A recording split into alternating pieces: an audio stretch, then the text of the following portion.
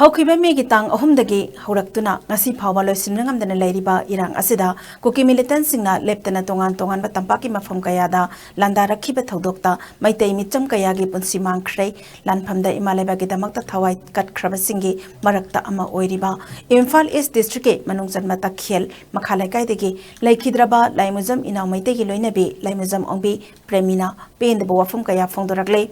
Panbaya bade laikhidraba laimujam inaw mamang thagi tang kunma panda Bisnupur district manung janma naran senada koki militant singa khuthokna bada laikhidabani Premina makha taraduna haujik jangsil balanjang asida mahaki mapuroi ba laimujam inaw maiteina thawai katkibada karisu akai balaite mahaki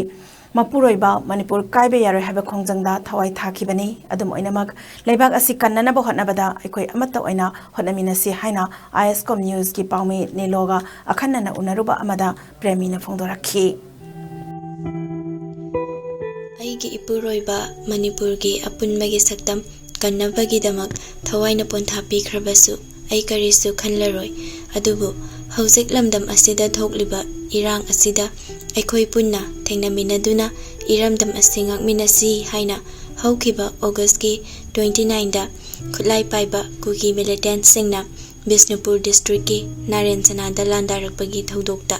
laikhidraba laimujam inaw maitei gi loinabi laimujam premina phongdoklakli je mayam ki khalaga lagi je ai gandre mayam jo lebak chingak na mayam punna midaraga lebak sibu kanna batawsi laikhidraba laimujam inaw maitei Imphal East District ki manung channa leiba takhel makha lekaidagi laimujam Premjoy amadi Ranjanagi machanupani masagi jahi kunhumdoi rom khakta ngairiba laikhidraba inaw nongmagi aphangba thabak suduna yumgi lekta laira puduna lakibani hairi laimujam inaw Imphal gi dukan amada cement yonba yawbaga loinana ahangwa matamsingda gari amuk chatuna paisa tanduna lakibani madi hanadagi lekaisida adum awana tabjingche madi dum mateng pangninge mana sum nongmagi suraga chabani nangamdabani na pangba budi pangamde asiguma mayam je tokdana athawbajingsida kina tawbiraga dalwajan mayam dalwajan na tawbiyu lairabagi imungdagi horakpa oirabasu piklingaidagi hauna miyamgi awabada mateng pangba amadi miyamgi seba tawjaba pamna haukiba inauna handak kuki khulai paiba singna maitai singda onsinduna lan chatharaktuna micham miyam kaya hatkiba amadi yum lantum sing amang ata thokhanliba asida thamoi sokna mahaki loinabi premida maitai singna khul ngakliba asida mahak su chatpa pami haina toina haiduna lakibani maduda premina chattanaba thingduna lakibani adubu handak Naren Sanada kuki khulai paiba singna landarakpagi thodokta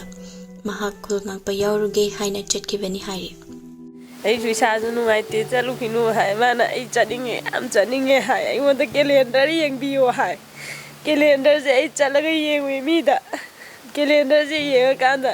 numit afaba yengona yenga mai thabak chaluraga halaga nungdawairam chakibane numit adumaktada mahak kuki militant singna kaplakpa nongmaina panduna laikhidabani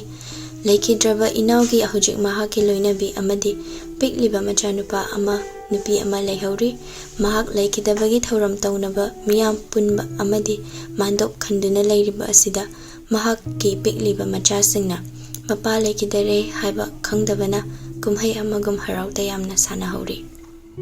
laikhidraba mapana yumda halakpada mahausagum makhoigi achapot lerakpagum leirakhigani haina machasing aduna ngaihori laikhidraba inawgi loinabi premisu piklingaidagi masagi anaba ma leirakpana masung mamanabigumna thabak suba ngamdana leirakpani mahaki mapuroibana nongmagi aphangma thabak suduna tanlakpa sel aduna nongmagi chengwanduna hinglakpa yum ama oibana mahaki mapuroibana laikhidraba matung asida yum ase matau karamna pugani